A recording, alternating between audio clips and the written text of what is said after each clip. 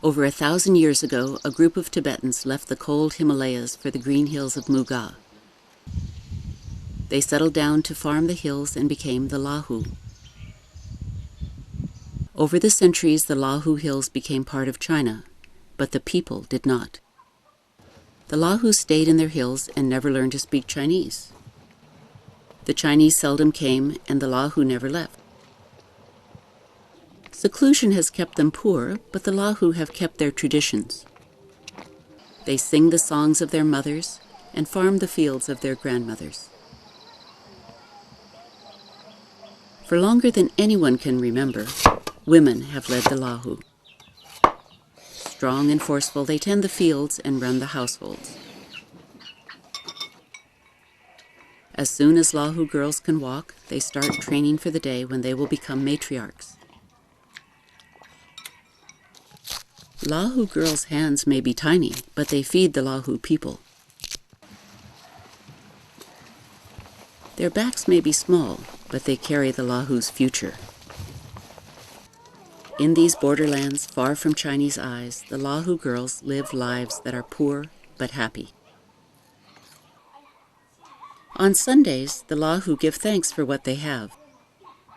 A century ago, a French missionary taught them to celebrate Jesus as they would a plentiful rain and a good harvest. The church is the heart of the village, and the priest its head. At church, Lahu girls study the Bible and learn about Adam and Eve and Joseph and Mary. They pray that each new harvest will fill their tables for the coming year. Their faith is strong, and their wants are few. The Lahu call themselves children of blessing. They believe they are blessed by God. Professor Teng Xing is a Chinese anthropologist. For over 20 years, he has studied the Lahu. He knows the problems they face as China modernizes. They have little schooling and cannot put meat on the table. On TV, the Lahu see Beijing's skyline soar and realize that they are being left out of China's economic boom.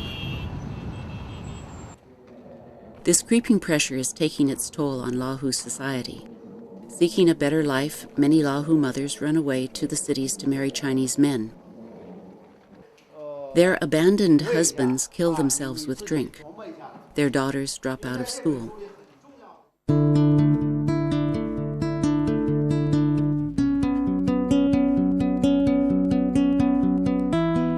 Professor Teng thinks he knows how to bring the Lahu into the 21st century. By teaching Lahu girls Chinese, he can help them join mainstream Chinese society and lead their people forward. In 2001, Professor Teng set up a Chinese language boarding school for 46 Lahu girls in the hills near their homes. It's now 2004, and in these 3 years, the girls have never been happier.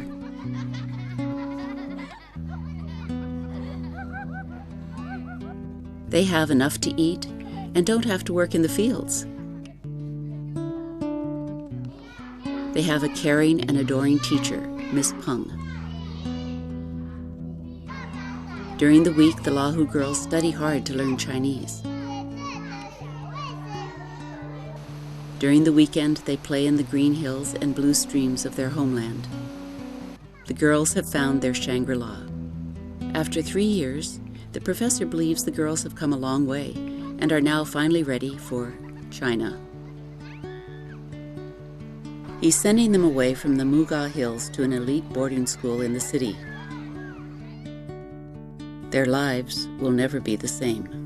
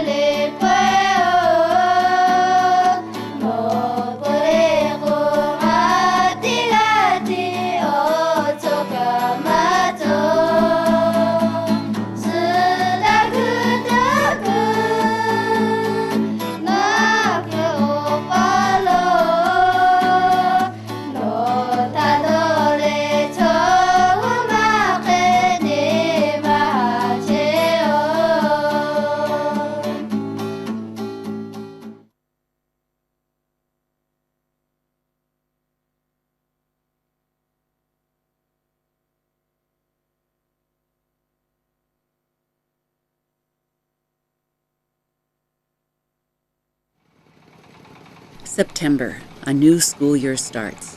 Parents bring their daughters to the village school one last time. The girls are to become the first in their families to leave the Lahu Hills. Their destination is the small city of Lancang, 4 hours away by jeep. Miss Peng, their teacher for the past 3 years, will go with them. In their last class in Muga, she prepares the girls for the new school. 还有呢，就是好，我们班的同学现在家长拿钱给我留着了，有些40块，有些20块。那有些同学就1个学期的生活费了，是吧？那外面的孩子不一样，他们1个月能用200-300块钱，1个月。你看，我们1个学期就有些同学20块，而他们1个月就用200-300块钱，这就有差距就非常大了，是不是？ The city kids will change clothes every day, while the Lahu girls will have just one set. The city parents will visit their children on weekends and bring treats, while the Lahu parents will remain in the hills. The city will be a new strange land.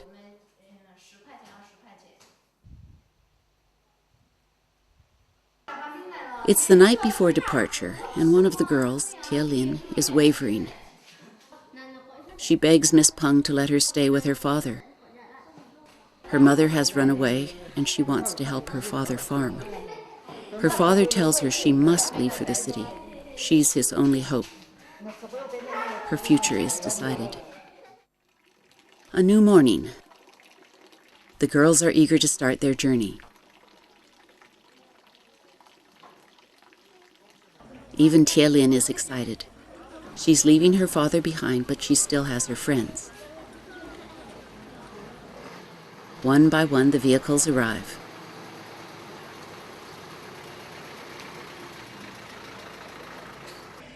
It will take a community effort to send the girls down the muddy roads that seclude the Lahu. The work needs many hands, no matter how small. The jeeps arrive, and the girls squeeze inside.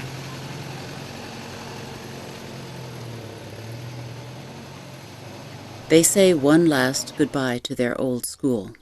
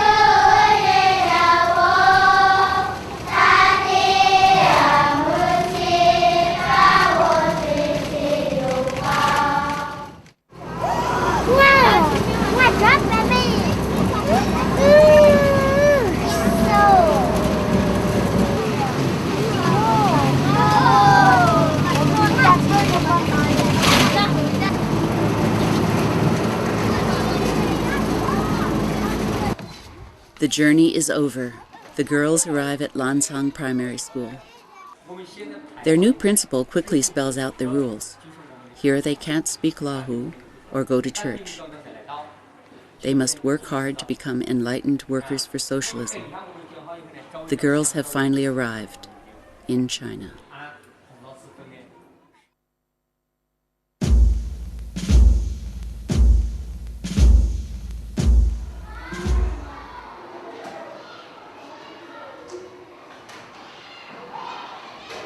我们刚到民族小学，我已经感觉这里确实比木嘎好多了。这里很美，有美丽的校园，这里的卫生环境也搞得很干净，时间过得真快。名小的老师对我们很好，还给我们捐东西。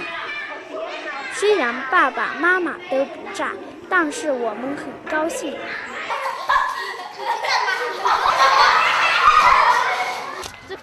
我知道不能太难过，但是我太想爸爸妈妈了。我要坚强，坚强，坚强，当女童班最好的学生，当名小最好的学生。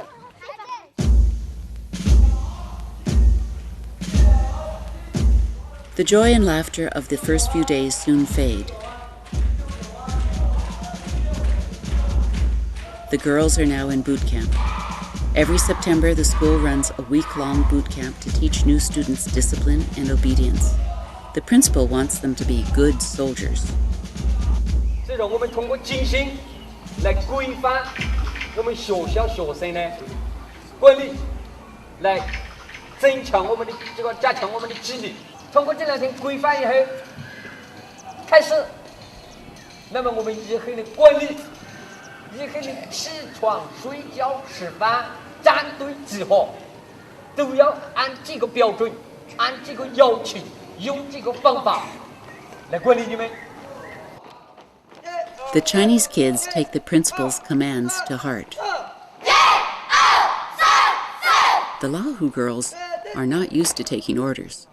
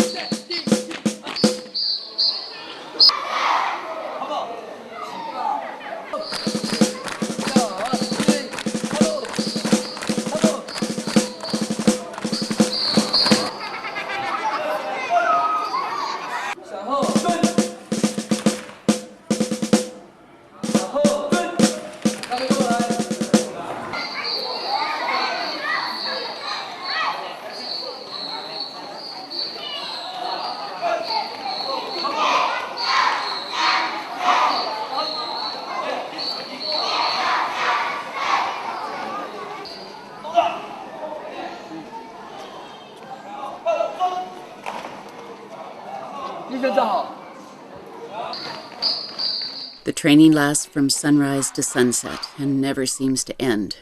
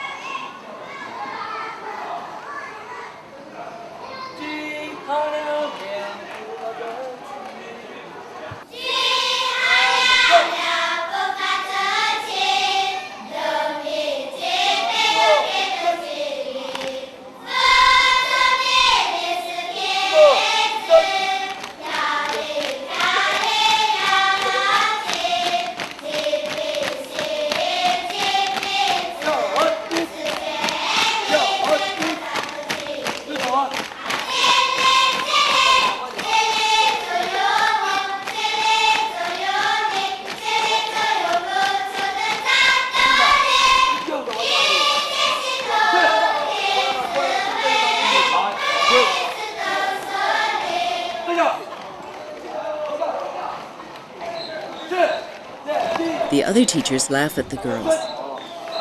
For the first time, Miss Peng is angry with the girls. 练习的时候最差的就是我们班，就在那儿，其他老师哈哈哈的笑。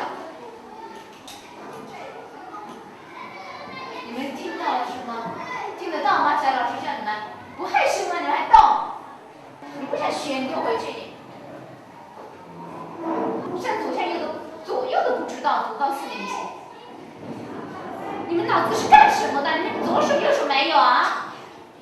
奇怪了，你们怎么学的？这3年，我到现在才发觉呢。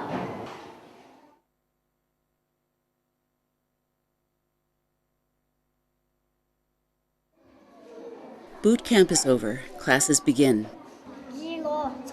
In their new school, the Lahu girls are learning how to use a computer, how to communicate with foreigners,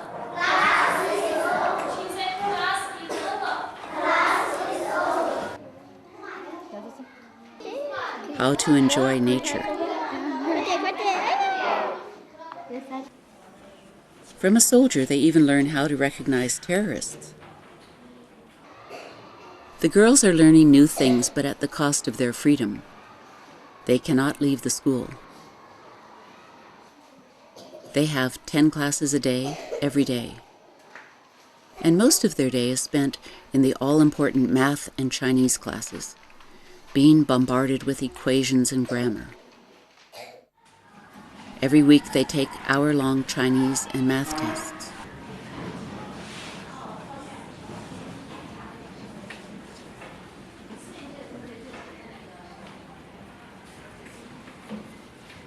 Their new world is getting old, and the girls are becoming homesick. They're still struggling to learn Chinese and can't keep up with their teachers.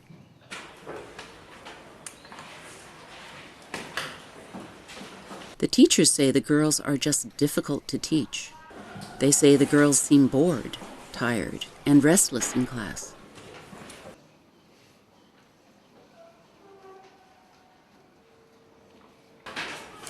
Back home, the Lahu girls were high achievers.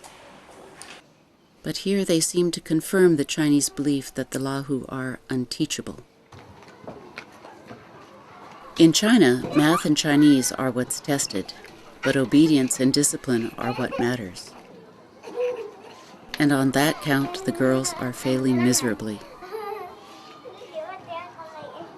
Worse still, the Chinese think the girls are different. Teachers complain to Miss Peng the girls like to study in the storm gutter. They also tell her the girls need to learn, think, and dress like Chinese. The girls need to leave the hills behind once and for all.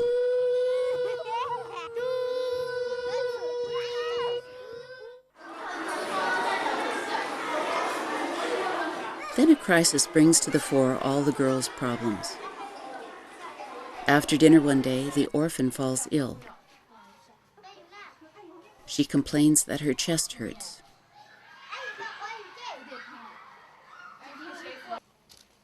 Miss Peng carries her to the clinic.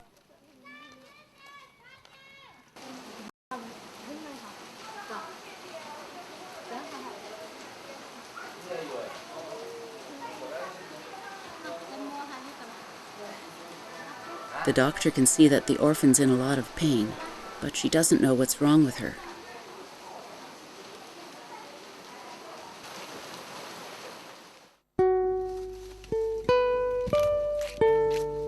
Shortly after she was born, Li Xueqin lost both of her parents. Her mother swallowed poison, and her father was jailed for selling opium. The orphan was raised by her grandmother. Unschooled and illiterate, the old woman knew schooling was her granddaughter's only hope. So when she heard about the professor's school, she enrolled the girl. She has worked hard to support her granddaughter. When the orphan returns home on holidays, she helps her grandmother with chores. This summer, while walking on a wet path, the orphan slipped, fell down a slope, and broke some bones. Her grandmother nursed her day and night. Eventually, the orphan seemed to get better. Now the orphan is in pain again, and the pain threatens to destroy her future. Her classmates rally round her. But no one knows what to do.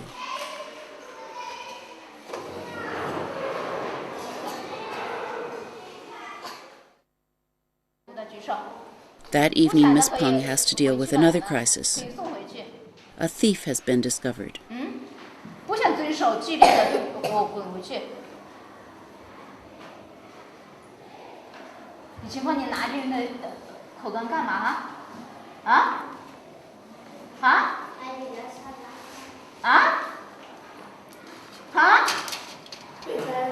你拿别人的手干嘛？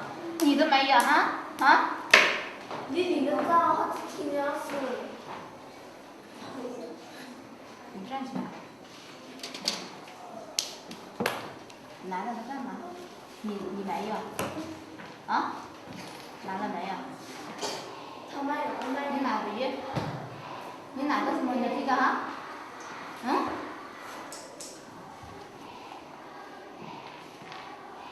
你别人对你平方，别人对明天你给我补不对你。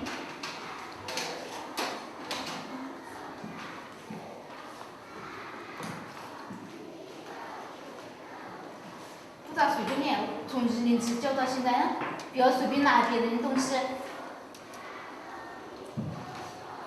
你拿回跟他点呢？你拿个抢了个什么呢？啊？哈？我最恨的就是拿人家东西的人。我才9个年，从1年级到现在哈。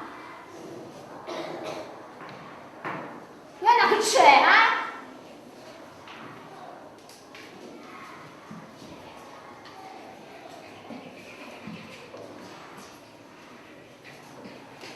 他会教这种受伤人的情况。The allure of shiny things is great. A tin cup was stolen and found in Flower's bag. She says she wanted a gift for her mother.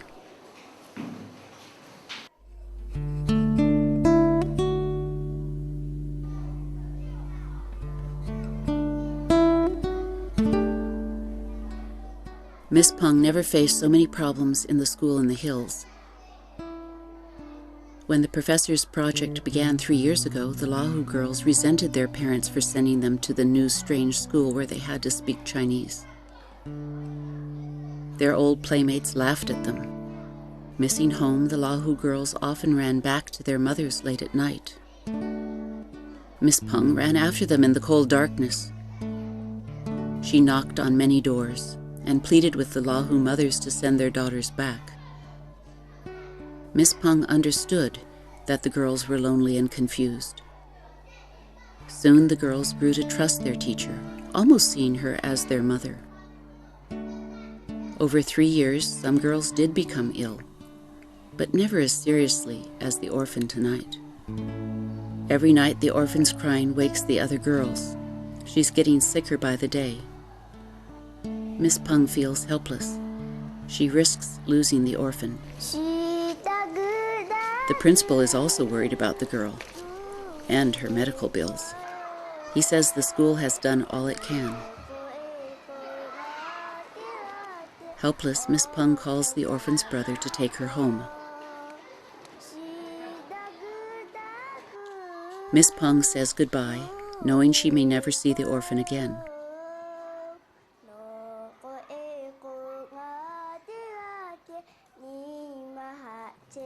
For a Lahu to come to a Chinese school is hard enough. Coming back is nearly unthinkable.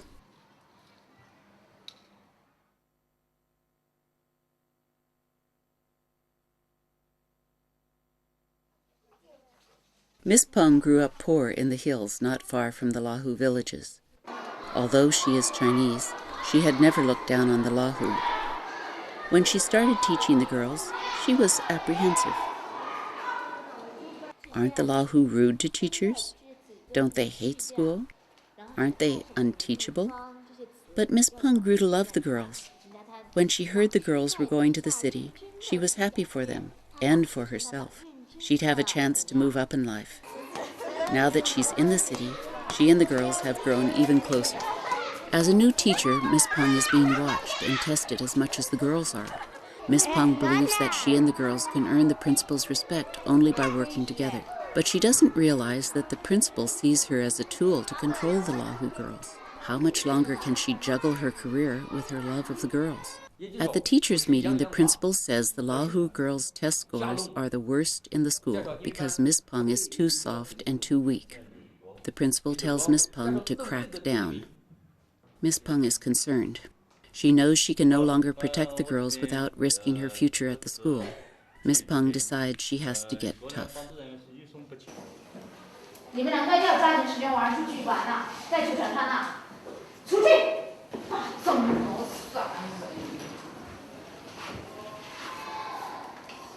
神疼啊，我摇摇。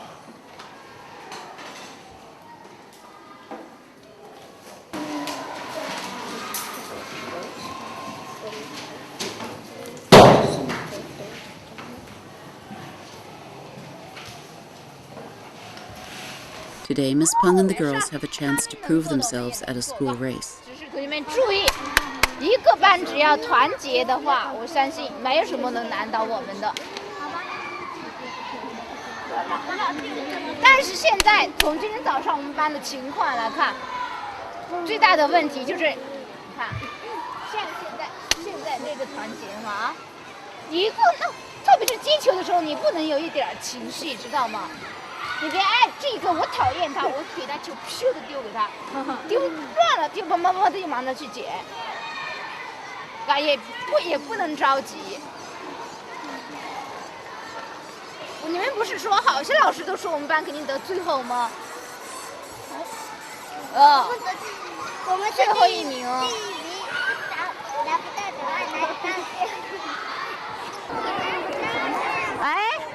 只要球千万别掉在地下，别出这个就没问题。那球拿稳了啊，你们要抱稳拿稳了，别让它丢在地上。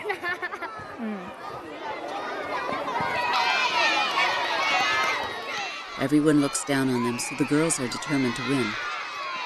The confident Lahu girls take an early lead. 别急。Miss Peng can sense victory, it's so close. 保持接球的时候，别让球丢了就赢了。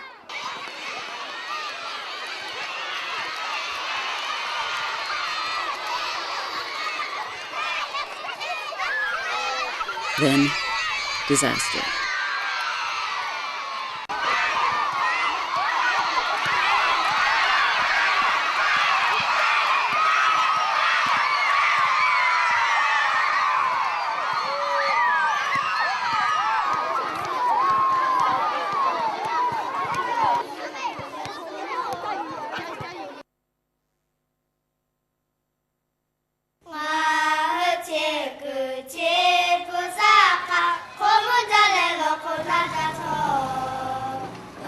Halfway through the term, the school goes on its fall outing.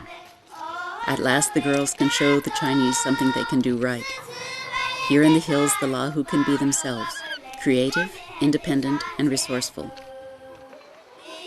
As the other children struggle to cross the slippery bridge, the Lahu girls make their own path.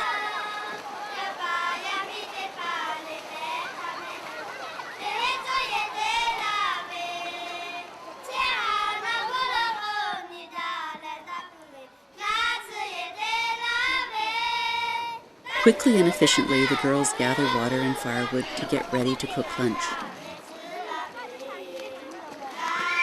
It's obvious to the girls the commissar would rather work on her own.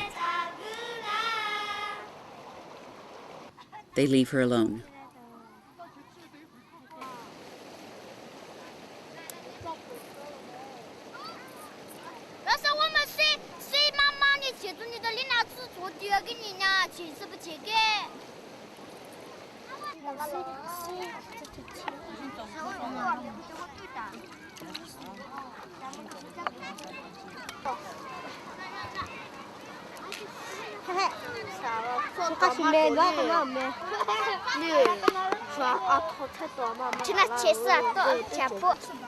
By working together, most of the teams finish making lunch in record time. The commissar is late in finishing lunch and still refuses any help from her partners.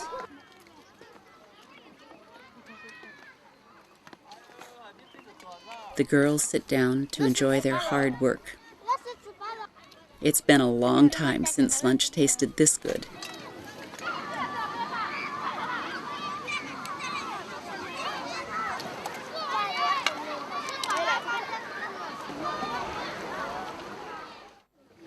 Roll call. The school prepares to head back, but one of the students is missing. It's one of the Lahu girls, the commissar. Miss Peng is frantic. The principal has yet another reason to see the girls as trouble. Miss Peng sends the girls out to search the hills.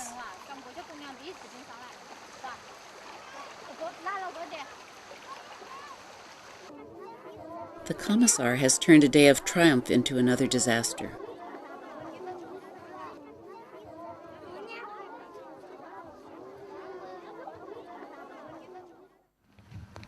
The commissar comes from a well-to-do Lahu family and grew up with Chinese neighbors.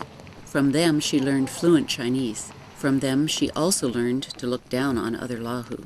She sees herself as the class commissar. She takes her role seriously, going after any troublemakers.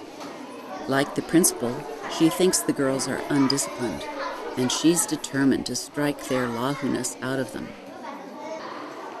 The other girls ignore her, and she acts as though she doesn't care. But today the girls cannot ignore her. When she finally wanders back, she has much to explain. 你看就嘛，你当过帮我当到现在邻国报都不愿意跟你玩了，你成功，你觉得你成功没？啊？你的目标还想当从队伍长，还想当班长，这种样下去，你当个班长，过去人不愿意跟你玩，不愿意跟你说，你可不，你咋管这个班啊？哪个愿意跟你当？人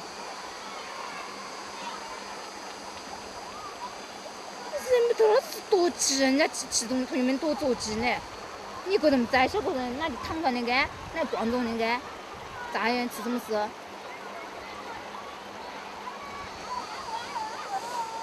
怎么一点都不团结哇你？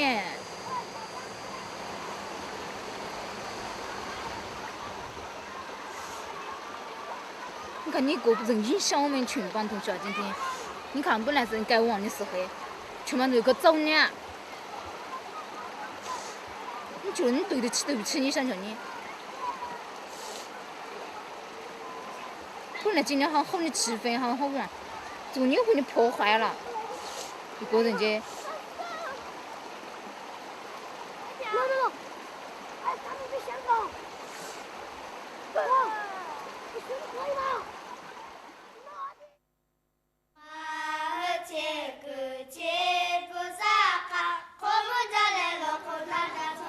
Finally, the girls have some good news. Their mothers are coming down from the hills to attend Lancang City's annual Lahu festival. They have never been to the city, and most have had to borrow money to come.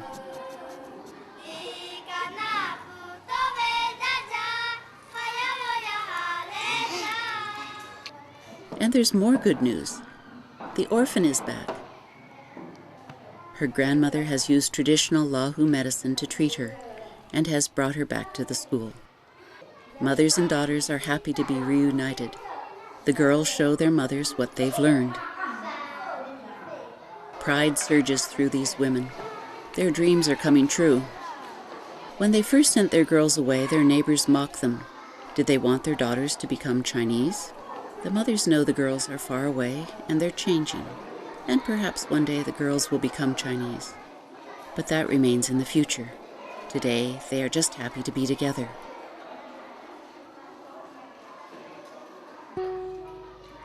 But one girl has been told her mother is not coming. In fact, she may never see her again.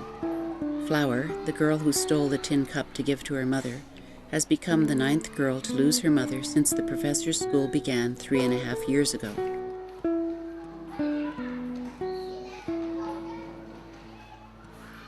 She knew her mother wanted shiny things, and that's why she stole the cup. But she never thought her mother would leave her father and run away to the city with another man. Perhaps if she had never gone away to school, her mother would have stayed. The girl will never know. Communist Party officials and the principal gather the mothers for a meeting. The principal says studies show the Lahu are the least educated of China's minority groups. Even their Tibetan cousins have no schooling. The Lahu girls are blessed to be here. But the girls do not appreciate the opportunity. They are still too wild. They still speak Lahu. Their Chinese is still poor. They need to conform. The principal tells the Lahu mothers to urge their girls to work harder at becoming good Chinese. The evening of the Lahu festival, and mothers and daughters go to the dance performance. Tonight, the girls can finally celebrate being Lahu.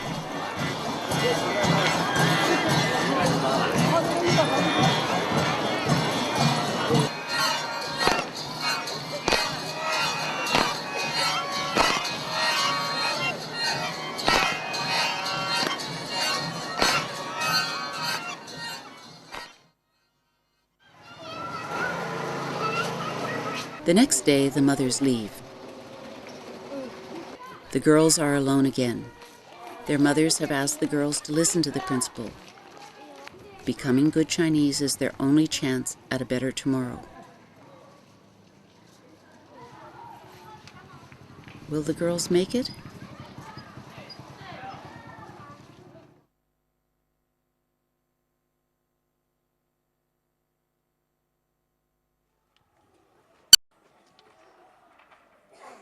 The fall term is coming to an end. Final exams are not far off, and the school games are only a week away. At the games, Chinese officials will inspect the students' training and discipline. Everyone must be on their best behavior. The principal tells the Lahu girls that the games are their last chance to prove themselves, so they had better start training. The girls are uncoordinated, and they know it. Miss Peng tells them to practice. Some think it's all good fun, only to be told that it's not. Can the girls focus? Miss Peng decides the girls still don't take the principal seriously. 而且其他班的班主任，有一个班的班主任也在，是不是啊？哎，他说了，女童班的同学走路像鸭子。你们军训怎么学的呢？军训时候怎么学的？连对齐基本的对齐都对齐不了，我们还能把它改过来。当然了，今早上有一部分同学我看出来没有认真去做，练习的时候没有认真。每天下午我们必须练一遍，我们不能让其他人再说了，我们女童班走路像鸭子。The girls practice hard. They push themselves.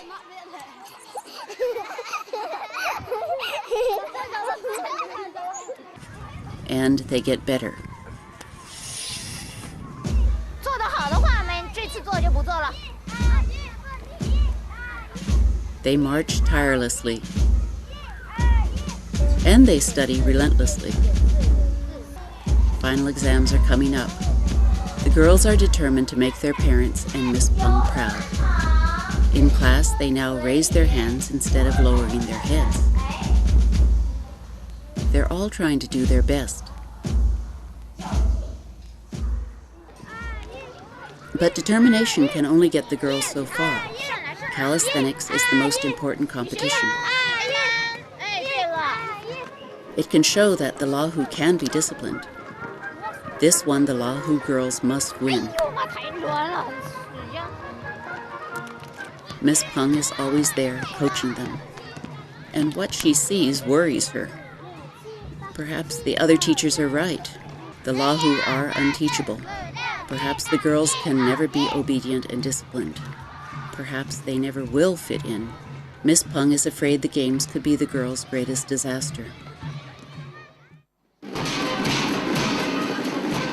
The big day arrives. Army and party leaders are watching closely. The Lahu girls feel pressure to perform well. They've heard that if they don't do well in the games, they may be expelled. The principal has already told others he regrets admitting the girls. The girls know he wants to send them back to the hills.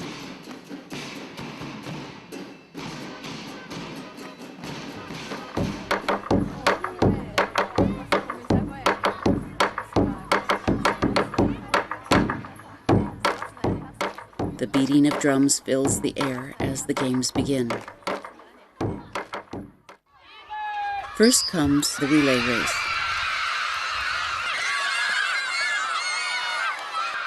The girls are nervous and run slower than usual. but they eke out a victory. Pole climbing is next. The girls take an early lead.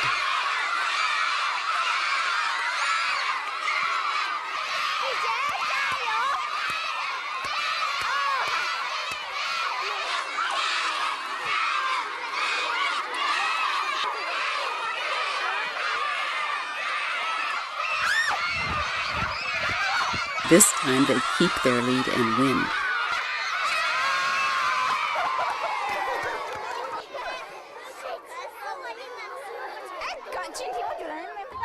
Their confidence is growing and they easily win the third event, rope skipping.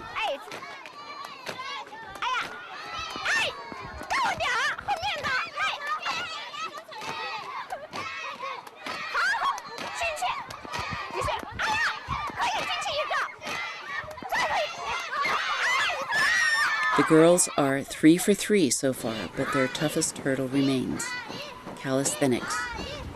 They know the whole school is watching them.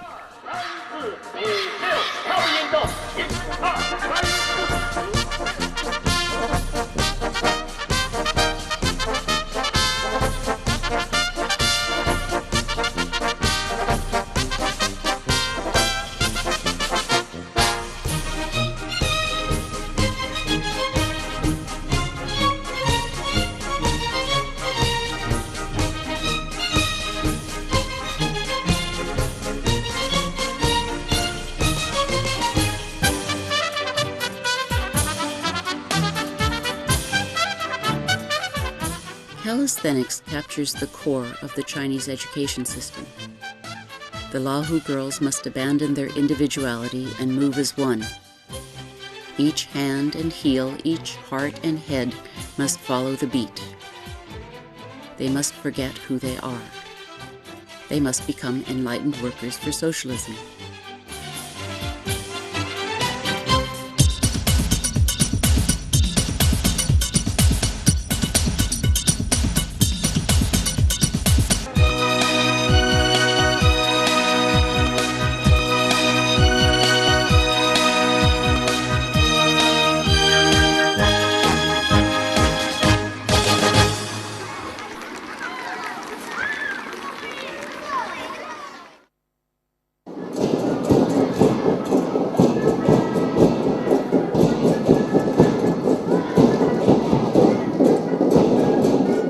Finally, the girls' long struggle is over. At the awards ceremony, the girls receive the news they've been waiting for. They have swept the games. And in Chinese exams, they scored the highest.